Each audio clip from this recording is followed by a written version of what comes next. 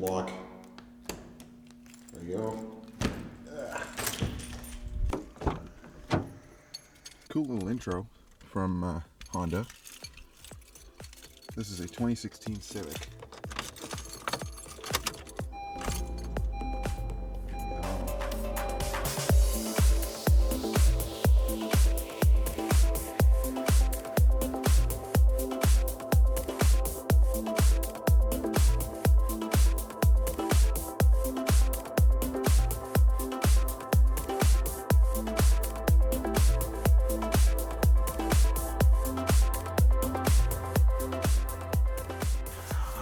That was a good morning drive. So today is a normal work day, but I'm gonna try to vlog with my C100. So welcome to vlogging with my C100 part 2. So Samsung just unveiled the Galaxy S8 and Galaxy S8 Plus, and I'm just catching up with Twitter and YouTube. Pretty good looking phone. I really like it. Ignore those overexposed portions of the frame. It's not fancy as some other lighting setups, but today I'll be giving you guys a rundown as to what products I have in the studio, and you guys can get a rough idea as to what you could expect in the next few weeks. And I'm pretty sure you guys are gonna love it. So without any further ado, let's hop into it. And the first bit of awesomeness that we're gonna be talking about are these boxes. Obviously, as a reviewer, boxes is something that you'll have to deal with on a regular basis. It's part of your life. It is part of your life. You have to embrace it. And if you have the chance to clean it up, then good for you. But for me, all of these are important. Anyways, let's just take this TI from out of the box, because I actually don't have the TI in it, because the TI is sitting inside my main workstation PC, and it's rocking like a boss. One of the things that we're going to be talking about, or we'll be doing a video on, are mini ITX or ITX-based graphics cards. And I have one sitting right there. I don't exactly, yeah, it's right there. So after the mess from there and whatever that happened, I'm not gonna show what happened there. I finally got my second graphics card, which is this. This is the GTX 1070 from Gigabyte. And we'll be doing a comparison between these two. Actually, we have one more card from Zotac.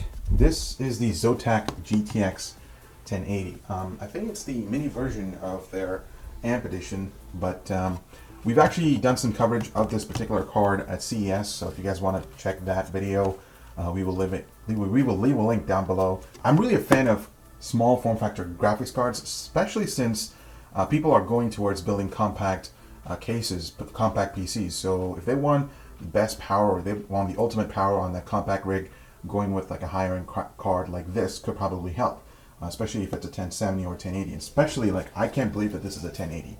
Like, this is an actual 1080. I don't think they've done any modulations when it comes to clock speeds or anything like that. I'll have to look into that later on, but it has a really robust cooling system. But I'm really looking forward to testing both these cards and put them against the GTX 1080 from Zotac. So stay tuned for that video. That'll be a really interesting rundown. I think I know what this is. This is an Asus B350 motherboard. This will be interesting. So guys, this is the Asus B350 Plus motherboard. It's obviously an AM4 platform, so it supports the Ryzen processors. We'll be doing a build basing off the R7 1700 or the 1700X. I'm not exactly sure which one of those we'll be putting in, but that'll be a cool budget Ryzen build.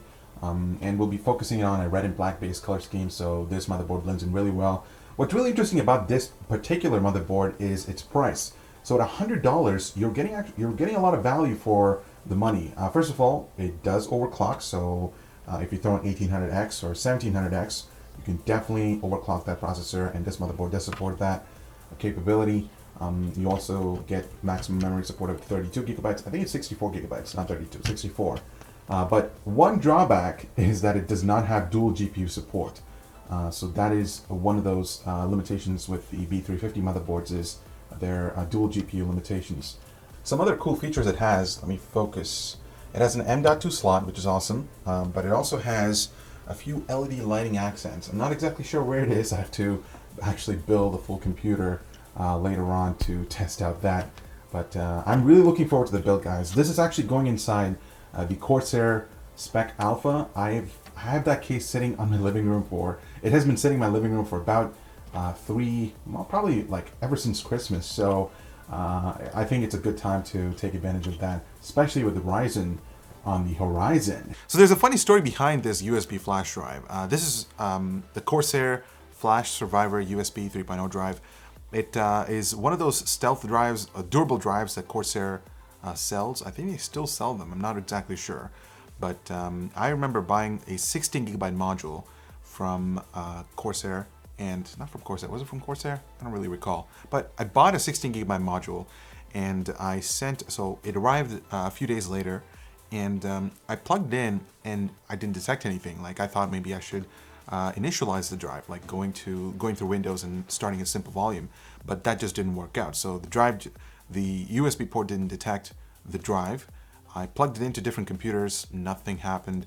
So I contacted the company and I asked them, well, is there a way for a replacement? And they said you can just you can file an RMA, and that will get you through, we'll send you a new unit. So what they did is they sent me a 128 gigabyte drive instead of the 16 gigabyte module. So technically I paid $40 for a 128 gigabyte USB 3.0 drive.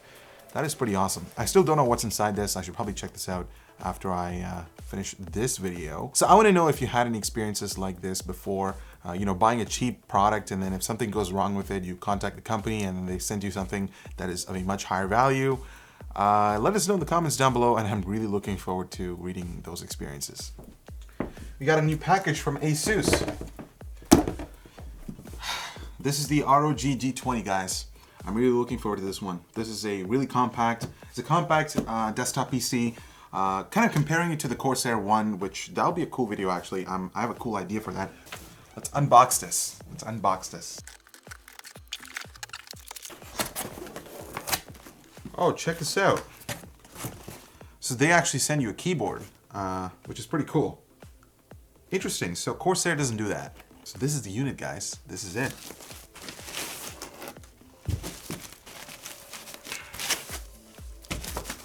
Oh, this is a beauty. These are some other accessories that come with the box. So let's just... They include a keyboard and a mouse, which is awesome. So this is a closer look at the G20. It's a very cool looking machine, actually. I can't believe it does come with our LED lighting inside. But yeah, I'm definitely looking forward to testing this out. These are some key cables. They've also included an extra power cable. That's the power brick that you need to power the actual G20 unit. It comes with all the I/O that you require. So USB ports, 7.1 digital audio out, gigabit Ethernet, and that's obviously the fully fledged GTX 1080. I'm gonna have to open this up to see if it's a Strix variant of the GTX 1080. So obviously stay tuned for that video of the G20 by its own. But this is looking pretty good. I can't wait to test this out and compare it against the Corsair One that's sitting right there. So the last thing I want to cover are these motherboards that are sitting here. I still have a few sitting inside the drawer over there, but this is just to give you a quick hint on what's coming up. So this is a 7600K. It's completely out of focus. I really apologize for that, but I'll place that right there. So what I'll be doing is installing that processor on all three motherboards individually, so one after one, and I'll be testing out their auto OC feature. So I'm going to be testing out all three softwares to see, or 5 of them I believe, to see which one overclocks that 7600K to the highest. So far I've tested the ASRock motherboard. It's sitting inside this case right here, but I've tested that motherboard, but the maximum I was able to get was 4.6 gigahertz, which isn't too bad, but who knows? My money is on ASUS, by the way, because I don't know, I'm just I'm just saying that. So there you have it. That's what I have in hand currently. I hope you enjoyed this little vlog session, especially vlogging with the C100 is completely, it's a tough task and it's not easy. I'm definitely going to pick up a small camera like the A6300 or the G7 very shortly for my next vlog. Ignore the audio mess and all that kind of stuff. I'm definitely going to fix that later on. And if you guys enjoy this sort of vlogging style videos from my side, let me know in the comments down below. Dimitri is obviously a pro master at vlogging, so I'm catching up to his level slowly. So I hope you guys enjoyed this video. Stay tuned for more content, especially since Ryzen 5 is right around the corner. We will be doing a lot of coverage based on that platform, or based on that series. So stay tuned for that.